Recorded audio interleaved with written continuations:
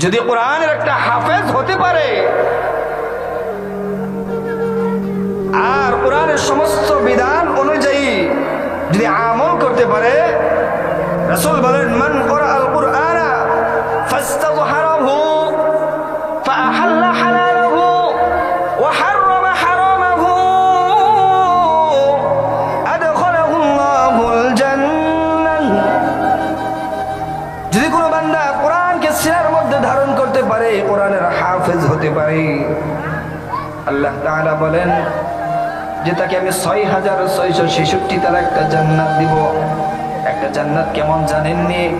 এই পৃথিবীর ১০ দুনিয়ার সমপরিমাণ একটা জান্নাত তাকে দেওয়া হবে।